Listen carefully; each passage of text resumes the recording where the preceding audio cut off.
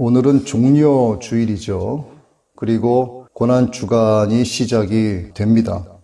이사야서 53장 5절이죠. 그가 찔림은 우리의 허물 때문이요 그가 상함은 우리의 죄악 때문이라. 그가 징계를 받음으로 우리가 평화를 누리고 그가 채찍에 맞음으로 우리는 나음을 받았도다.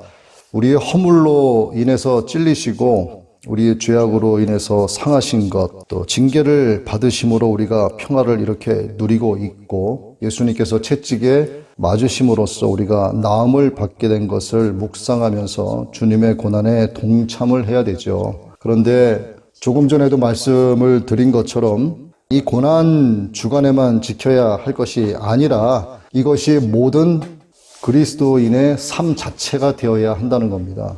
모든 것의 우선순위가 되어야 한다는 거예요. 왜 우리가 예수님을 믿게 되었는가? 예수님께서 십자가에 못 박혀 죽으시고 사흘 만에 부활하지 않으셨다면 이 세상의 영원한 복음, 진리의 복음은 존재하지를 않습니다. 죽음으로써 끝났다면 예수님은 신이 아니라 그냥 사람이에요. 당시에 예수를 십자가에 못 박으라고 소리친 그 군중들은 예수님이 아무런 힘이 없어서 죽임을 당한 줄 생각을 했었겠죠. 그러나 십자가는 우리를 구원하시는 하나님의 능력이고 바로 하나님의 지혜입니다. 고린도전서 1장 18절과 24절의 말씀이죠. 우리는 이것을 통해서 우리 죄에 대한 벌을 면제받게 된 것이고 영원한 생명을 얻게 된 것입니다. 그래서 우리를 위해 능력을 당하신 예수님의 사랑을 우리가 생각하고 늘 묵상하면서 성도의 길을 가야 된다는 거죠. 군인들도 예수님, 메시아를 앞에 두고 깨닫지 못했습니다. 오히려 예수님께 왕복을 입히고 희롱을 했죠. 세상적 우월감을 만끽하는 재미를 그들은 느끼고 있었습니다.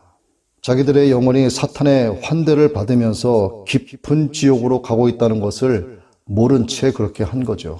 대제사장들도 그렇고 바리새 사두개인들 예수를 십자가에 못 박으라고 소리친 그 군중들에 못 이겨 십자가형을 집행했었던 빌라도도 사실은 다 안타까운 인생들입니다. 그들 모두도 사람이죠. 하나님의 형상대로 지음받은 사람들입니다. 하나님은 그들도 하나님 앞으로 세상을 등지고 십자가를 바라보고 나오기를 원하고 계시는데 결국 그들의 인생은 그렇게 끝나게 된 거죠.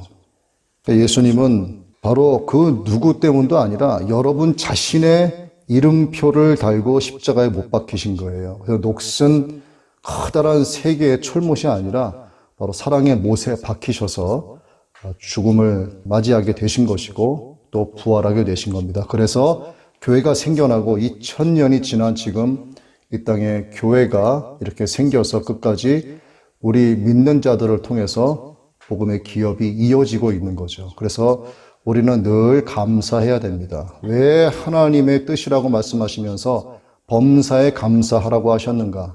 우린 주님의 고난에 동참을 했어요.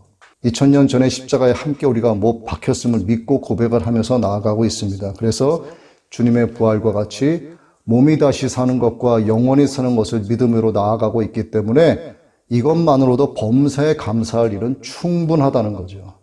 그래서 주님의 고난, 또 주님의 부활 생각하시면서 또 신앙생활 바르게 하시기를 바랍니다.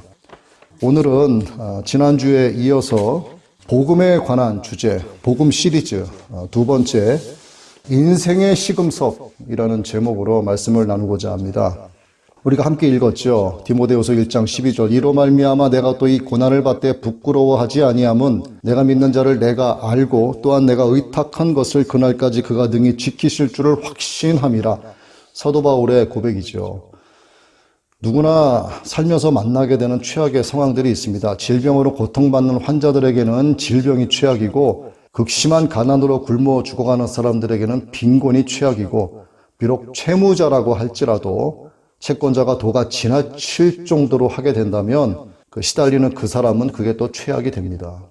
아담과 하와에게도 최악의 상황이 있었을 거예요. 아마도 에덴 동산에서 쫓겨나는 첫날부터 살아가는 내내 그랬을 수도 있습니다.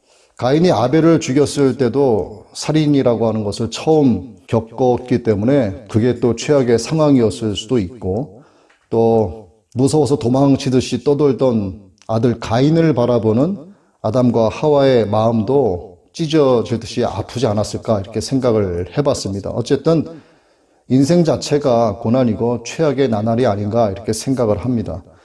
신약시대 예수님을 믿었던 성도들의 삶도 마찬가지죠. 그야말로 육신이 괴롭고 힘든 두려움이 있는 최악의 상황이었습니다. 거의 모든 제자들이 고초를 겪으면서 순교를 했죠. 거의 모든 그리스도인들도 최악의 상황 속에서 살다가 순교했습니다. 사도 바울 역시도 마찬가지죠. 그에게는 어떤 유리한 상황이 없었어요. 감옥에 갇혀 언제 죽을지 모른 채 죽음의 날만을 기다리고 있었죠. 결국 목이 잘려 순교하지 않았습니까? 사도 바울은 자신의 처지를 압도하는 그런 장엄한 승리의 곡조와 같은 고백을 했습니다. 우리가 읽은 디모데후서 1장 12절의 말씀이에요. 내가 이 고난을 받되 부끄러워하지 아니한다라고 고백을 했습니다. 왜? 내가 믿는 자, 예수님을 내가 안다. 또한 내가 그분께 의탁한 것을 그날까지 그분께서 능히 지키실 줄을 나는 확신하기 때문에 나는 이 받는 고난 두려워하지 않는다. 부끄러워하지도 않는다. 그래서 이것이 불변의 소망이라는 거예요. 모든 그리스도인이 시금석으로 삼아야 될 말씀이 성경이지만 이 디모데후서 1장 12절의 말씀 안에 모든 것이 들어가 있지 않나 이런 생각을 해봤습니다. 그래서 이러한 고백이 우리의 입술로도 삶을 통해서 고백되어져야 한다는 거죠. 내가 이 복음을 위해서 반주자로, 찬양사역자로, 차량 운행자로, 성가대로, 또 주방일을 하는 사람으로, 주차 관리하는 걸로, 또 각 기관에서 봉사활동 하는 것으로 세우심을 입었습니다. 그래서 남들과는 다르게 주일 아침이면 일찍 나가고 또 늦게까지 남는 어려움이 있지만 그래도 기쁨으로 이 일을 감당하는 것은 주님을 의지하기 때문이고 또한 약속하신 구원의 은혜를 우리 주님께서 내게 능히 이루어 주실 것을 확신하기 때문입니다. 이러한 고백이 사도 바울만 하는 게 아니라 우리의 입술을 통해서 이루어져야 된다는 거죠. 그러나 대부분은 그렇죠. 사는 게 힘들고 살아갈 날이 구말리다. 삶 자체를 짐으로 생각하는 사람들이 대부분 아니겠습니까? 우리는 우리의 먹고 사는 문제 때문에 또 우리가 저지른 우리의 여러 실수와 잘못 때문에 힘들어하는 경우가 대부분이에요. 우리가 잘못해서 인과응보가 되는 거죠. 하지만 사도 바울은 복음을 전한다는 이유만으로 감옥에 갇혔습니다. 그가 바리새인으로 여전히 남아 있었다면 감옥에 갇힐 이유도 없었죠. 오히려 승승장구할 자신의 인생의 미래를 그리면서 로마 시민권자로서의 특권을 마음껏 배설하면서 편안하게 살았을 겁니다. 그러다가 빛 가운데서 예수님을 만났죠. 그 이후로 순종을 하면서 이방인에게 복음을 전하는 사도의 삶을 살아갔습니다. 그의 고난의 선교 여정이 이렇게 시작이 된 거예요. 만일 저와 여러분에게 예수님을 향한 믿음이 없었다면 오늘 저와 여러분은 이 주일, 세상 사람들이 말하는 일요일 이 시간에 뭘 하고 있었을까 한번 생각해 보셨어요? 주말과 주일을 이용해서 캠핑 좋아하는 사람은 캠핑 다니고 산 좋아하는 사람은 산 다니고 또 피곤하다는 이유로 집에서 하루 종일 누워 잠이나 자고 TV 리모컨이나 만지작거리고 맛있는 음식이나 먹으러 다니고 그렇게 했겠죠. 육신은 유흥을 즐기고 쾌락을 즐기지만 그 영혼은 지옥을 향해서 나아가는 매일의 삶을 그렇게 살아가고 있었을 것입니다. 하지만 예수님을 믿더라도 그저 종교인에서 머무르게 되면 불신자들의 삶과 별반 다를 게 없어요. 그래도 교인들 가운데는 여러 모양으로 교회에서 정말 헌신하고 봉사하면서 하나님을 사랑하는 그 마음으로 자신을 내어드리는 성도들도 많이 있습니다. 이렇게 할 수 있다 하는 것은 사실상 그냥 이루어지는 게 아니죠. 믿음의 결단이라는 것을 통해서만 가능한 거예요. 믿음의 결단이 선명하게 드러나 있는 디모데후서 1장 12절의 말씀과 또 우리가 하나님의 영광을 바라고 즐거워하며 다만 이뿐 아니라 환난 중에도 즐거워한다는 로마서 5장 2절에서 3절의 말씀은 기독교의 전형이자 기독교의 핵심적인 가르침이라고 할 수가 있습니다. 결단은 하나님 앞에서 내 마음을 찢는 거예요. 요엘 2장 13절의 말씀입니다. 너희는 옷을 찢지 말고 마음을 찢어 너희 하나님 여호와께로 돌아올지어다. 그는 은혜로우시며 자비로우시며 노하기를 더디하시며 이내가 크시사 뜻을 돌이켜 재앙을 내리지 아니하시나니 하나님은요, 하나님을 사랑하고 하나님을 의지하고 하나님을 믿고 따르고 하나님을 기뻐하고 하나님을 찬양하는 자들을 지키고 보호하세요. 그렇지 않으면 하나님은 재앙을 내리시는 거예요. 그 신앙생활 바르게 해야 됩니다. 내가 과거에 교회 다녔다라는 경력은요, 그 구원의 조건이 될 수 없는 거예요. 지금 현재가 중요한 거지. 믿음의 결단이 없는 것은 목이 말라서 야곱의 우물을 찾는 것과 같아요. 순간에 갈증이 해소가 되면 우물 곁을 떠나가죠. 그러나 또다시 찾아오는 목마름으로 인해서 우물 주변을 절대로 벗어나지 못합니다. 사람이 어디에 따로 떨어져 있어도요, 불과 물이 있어야 돼요. 물이 없으면 죽습니다. 먹지 못해서는 조금 견딜 수 있어도 물을 못 마시면 죽는 거예요. 우리는 누구든지 목마르거든 내게로 와서 마시라. 다시는 목마르지 않을 것이다 하신 주님 앞에 그래서 나가야 됩니다. 그러나 여기에는요, 다시 말씀드리지만 믿음의 결단이 필요한 거예요. 누구보다 열심히 교회를 다니면서 말씀을 듣고 또 찬송을 부르고 굳은 일 마다하지 않고 헌신을 하죠. 또 이른 아침이면 하나님을 아바 아버지라고 부르면서 기도도 합니다. 그런데 그런 그에게 누군가가 와서 죄에 대한 이야기를 심각하게 하고 하나님의 심판을 이야기하고 듣는 그도 다 알고 있어요. 주의 다시 오심을 이야기하고 공중 강림하실 예수 그리스도, 그분께서 끌어올리실 그날, 휴거의 그날을 이야기하고 남겨진 자들이 겪게 될 그 엄청난 두려움의 재앙들을 이야기했을 때 예수를 믿는다고 하지만요, 듣는 그 사람들 마음에 두려움이 싹 트는 사람들이 굉장히 많습니다. 그날을 기대하면서 그날을 소망하는 게 아니라 그날을 두려움으로 받아들이는 사람이 많다는 거예요. 왜 그럴까? 예수를 믿는다고 교회를 다닌다고 하는데 도대체 왜 그런 마음을 가질까? 왜 구원에 대한 확신이 없을까? 지금 죽으면 천국 못 갈 것 같다는 생각이 왜 자꾸 드는 걸까? 오랫동안 교회를 다녔다는 사람들 가운데 이와 같은 두려움을 토로하는 사람들이 많은 거예요. 교회 아예 안 다니는 사람들이요, 관계가 없어요. 이것이 두려움인지 알지 못합니다. 한 친구 집에 자주 놀러 가는 친구가 있습니다. 그러다 보니 그 친구의 아버지를 자주 뵙게 되겠죠. 그래서 친구의 아버지고 또 자기에게 잘해주시고, 그래서 아버지 이렇게 호칭을 해요. 아버님 이렇게 호칭을 합니다. 그런데 편하지가 않죠. 왠지 모를 어색한 아버지예요. 왜 그럴까? 그분에게서 태어나지 않았기 때문에 거리감이 있을 수밖에 없는 거예요. 진짜 나의 아버지가 되기 위해서는 그분으로부터 태어나야만 진짜 나의 아버지가 되는 거죠. 그래야만 진짜 부자관계가 성립이 되는 건데, 그 친구의 아버지에게서 나지 않았는데 말로는 아버지 아버지 하는데 거리감이 있을 수밖에 없는 거죠. 우리가 하나님을 아버지라고 부르는 이유는 예수님을 믿고 물과 성령으로 거듭났기 때문이에요. 하나님의 영으로 인쳐졌기 때문입니다.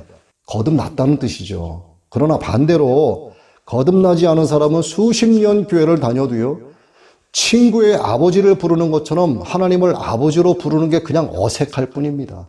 그런 사람들에게는 두려움이 있어요. 구원에 대한 확신이 없습니다. 여러분도 물과 성령으로 거듭났다면 하나님을 아버지라고 부르시겠죠. 그러나 호칭 정도의 수준에서 하나님을 아버지라고 부른다면 친구의 아버지를 부르는 것과 같은 수준일 뿐입니다. 하나님으로부터 태어나지 못하면 수십 년 교회를 다녀도 그 두려움이 떠나지 않아요. 두려움에는 심판이 따른다, 이렇게 성경은 말씀하고 있습니다. 즉 아직 형벌의 심판에 속해 있다는 뜻이죠. 이건 매우 중요한 말씀입니다. 한 여인이 우물가를 찾았어요. 그 여인이 있는 우물가에 가신 예수님은 그 여인에게 다시는 목마르지 않을 거라는 말씀을 하셨고, 그 물을 달라고 하는 여인에게 느닷없이 너희 남편을 불러오라, 이렇게 말씀하셨어요. 요한복음 4장 15, 16절의 말씀이죠. 하지만 예수님은 그녀의 6번째 남편을 불러오라고 하셨지만 그 남자가 진짜 남편이 아니라는 사실을 알고 계셨죠. 그런데 왜 불러오라고 하셨을까? 음란한 동거를 하고 있는 숨겨진 죄악들을 하나님 앞에 온전히 내어놓고 마음을 찢어 죄와의 동거를 청산하라는 뜻으로 말씀하신 겁니다. 예수님은 오늘 저와 여러분에게도 똑같이 말씀하고 계시는 거예요. 영원히 목마르지 않을 죄의 용서의 은혜가 지금 너의 앞에 있으니 이제 그만 죄와의 관계를 청산하고 너의 마음을 찢어서 네 마음 깊은 곳에 겹겹이 쌓인 죄악들을 다 꺼내 던져 버려라, 이거예요. 죄와의 관계를 이제는 청산하라고 말씀하시는 겁니다. 우리는 죄와의 관계를 청산해야만 하죠. 이 거룩한 청산 작업은 그러나 매일매일 이루어져야 됩니다. 목욕탕 다녀온 사람이 돌아와서 발을 씻는 것처럼 매일매일 죄에 대한 청산 작업이 이루어져야 되는 거예요. 그렇지 못하면 하나님을 아버지라고 불러도 죽음 뒤 당면하게 될 심판에 대한 두려움은 절대로 떠나지 않습니다. 내가 주는 물을 마시는 자는 영원히 목마르지 아니하리니 내가 주는 물은 그 속에서 영생하도록 솟아나는 샘물이 되리라.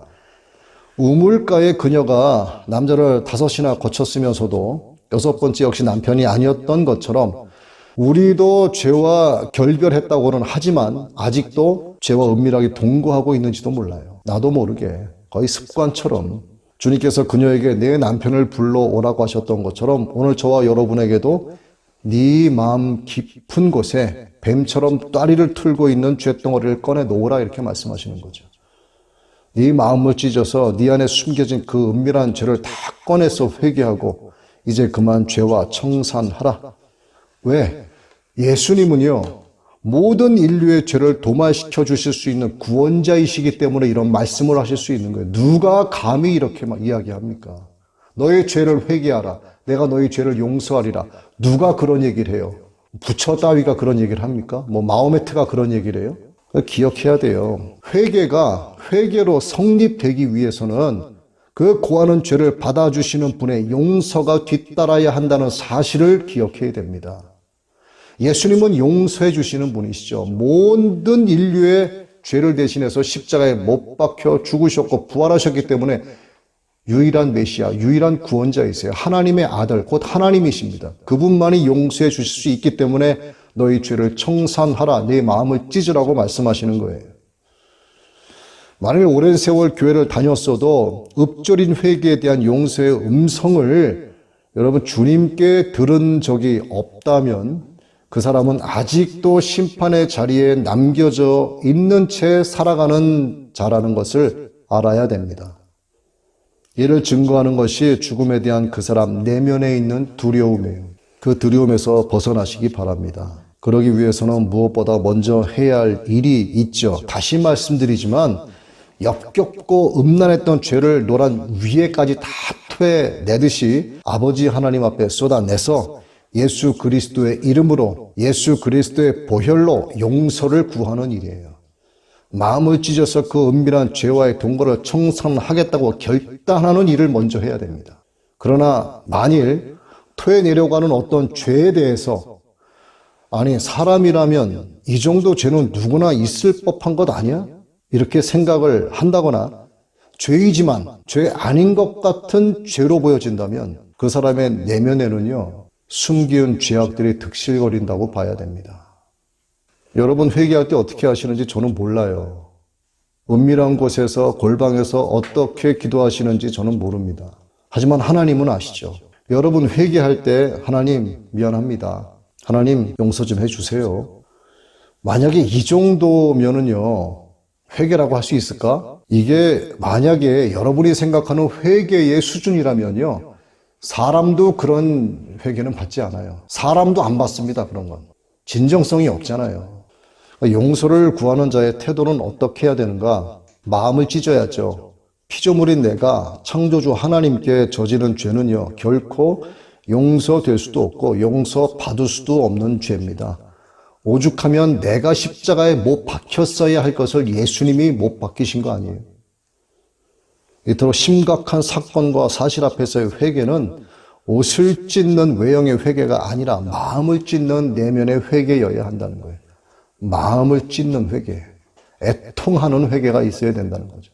그때 주시는 하나님의 용서와 은혜는요 겪어본 사람은 알아요. 놀랍습니다. 이 말로 표현이 안 돼요. 다시는 무서워하는 종의 영을 받지 아니하고 양자의 영을 받아 하나님을 아빠, 아버지라 부르게 된다. 하나님께로부터 난 자녀임을 성령께서 증언해 주시는 거죠.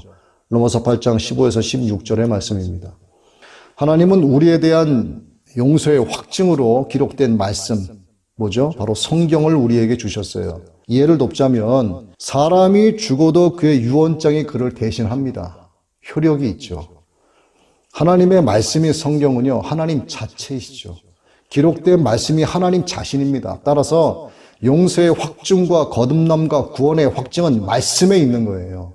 그래서 예배자는 성경을 늘 지니고 있어야 되고 예배 드리는 자리에서는 말할 것도 없죠. 저는 교회에서 이렇게 앞에 큰 TV 화면을 쏴서 말씀을 올리고 이러는 것을 그렇게 좋아하지 않아요.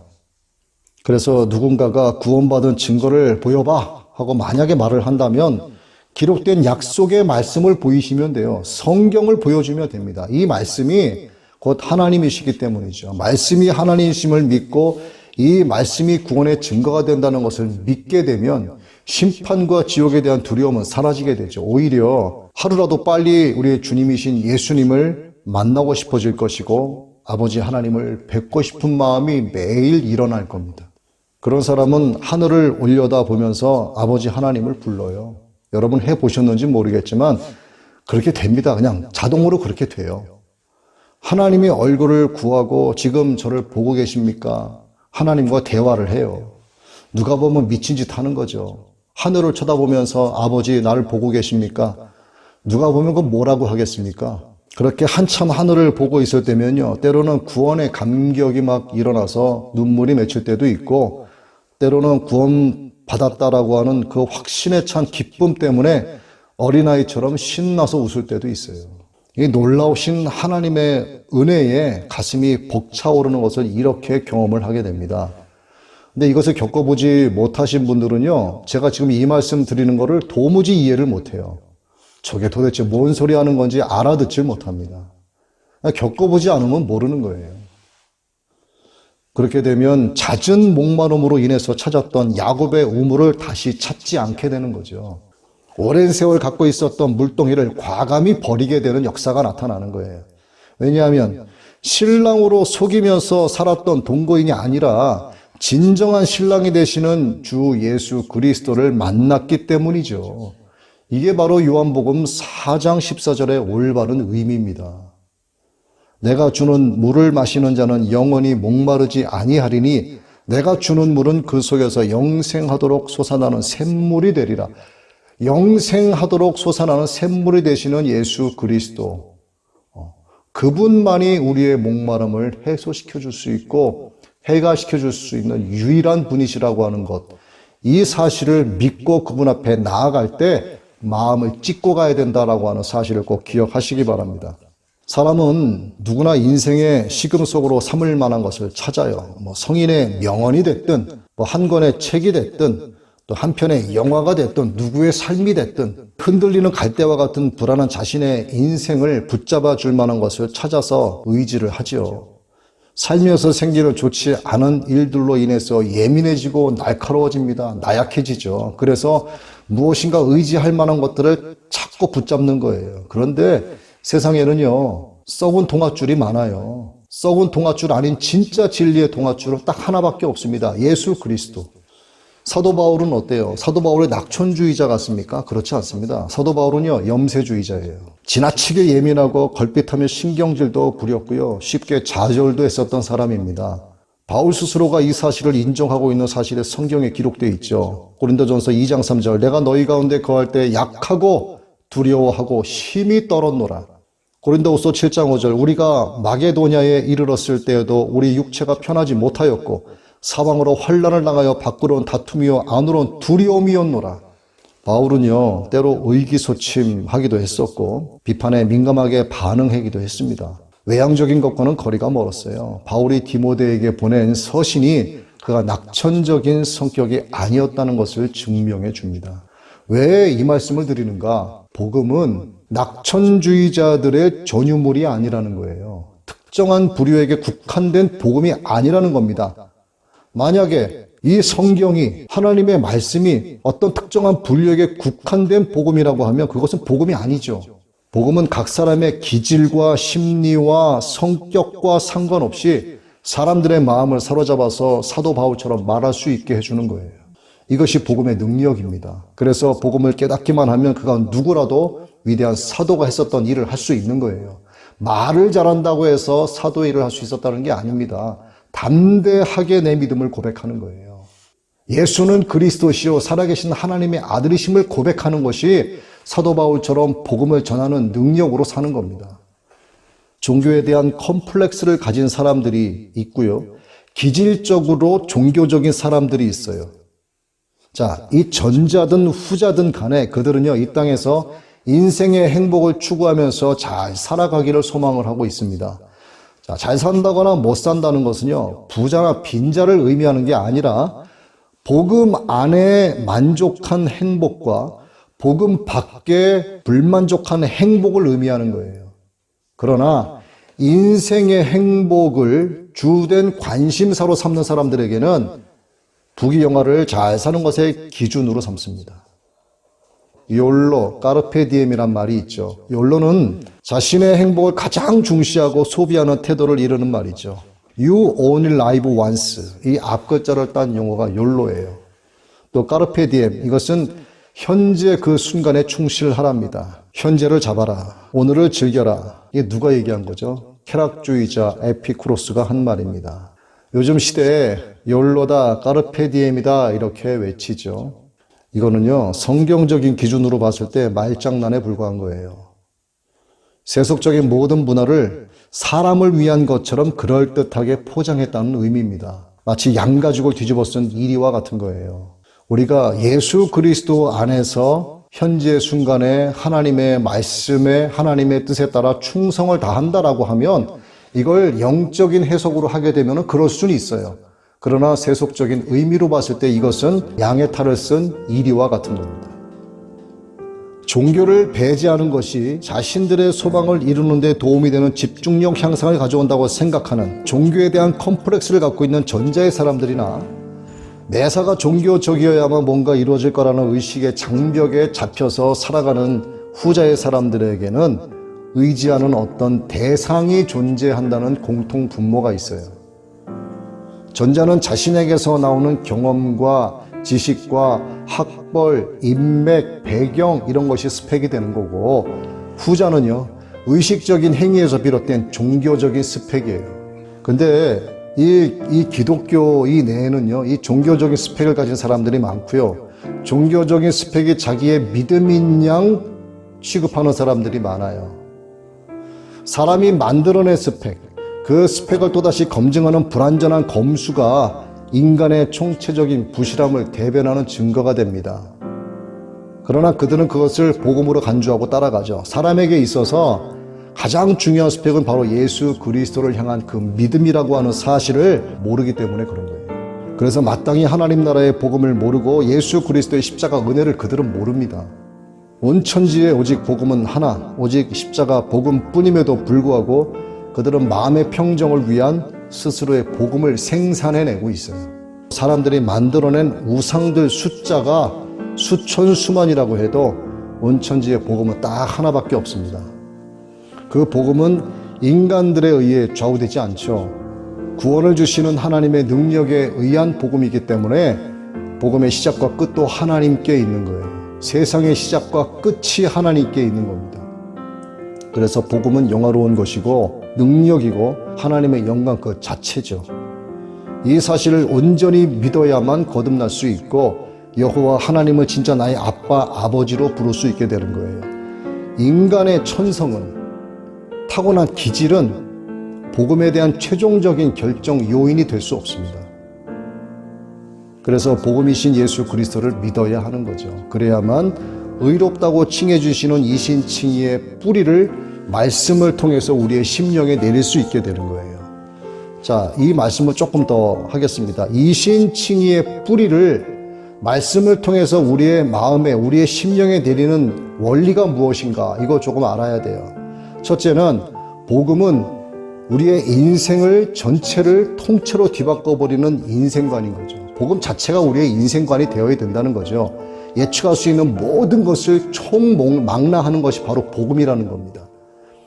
단순한 윤리적 행위와 도덕적 행동의 문제에 국한되지 않는 거예요. 선한 삶을 살고 어떤 일을 피하고 어떤 일을 하려고 애쓰는 정도에 머무는 것이 아니라 편협하고 근시안적인 것도 아니라 특정 영역에 국한된 사소한 따위의 수준도 아니고 이러한 것들은 일반적인 종교로서의 기독교관일 뿐인데 기독교의 복음은 의기양양하게 삶의 전반, 죽음과 또 죽음 이후의 모든 것을 조명할 수 있게 해주는 총체적인 관점이라고 하는 원리가 여기에 담겨 있는 겁니다. 또 두 번째, 복음은 단지 위안과 살면서 불안할 때 겪게 되는 마음의 평정 정도 격려해주는 어떤 그런 모호한 메시지가 아니라는 거죠. 우리가 당면하는 인생의 여러 고통과 문제들을 잊게 만들어주는 소위 말하는 신경 안정제 수준의 복음이 아니라는 겁니다. 대중의 마약, 인면의 아편이다 이런 말이 있었죠. 이게 20세기 기독교에 대한 세상 사람들의 비하 발언이었습니다. 그들은 그리스도인들이 기독교라고 하는 황홀형에 빠져서 희열을 맛본다 이렇게 생각을 하고 말을 했어요.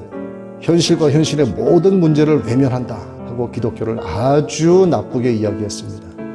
기독교가 현실적 인생을 외면하게 만든다는 그들의 주장이 옳은 것일까? 100% 잘못된 거죠. 오히려 기독교는요, 매우 현실적입니다. 우리로 하여금 삶에 대한 모든 사실들을 직면하게 하고 최악의 상황에 놓인 사실들을 직면하라고 말씀을 하고 계세요. 그래서 성경만이 완전한 관점이라고 할 수 있는 겁니다. 사도 바울은 빌립보 교회를 향해서 이렇게 말합니다. 그리스도를 위하여 너희에게 은혜를 주신 것은 다만 그를 믿을 뿐 아니라 또한 그를 위하여 고난도 받게 하려 하심이라. 사도행전에서는 우리가 하나님의 나라에 들어가려면 많은 환난을 겪어야 할 것이라고 했죠. 예수님은 죽음을 앞두고 이렇게 말씀하셨어요. 세상에서는 너희가 환난을 당하나 담대하라. 내가 세상을 이기었노라. 제 말씀을 마칩니다.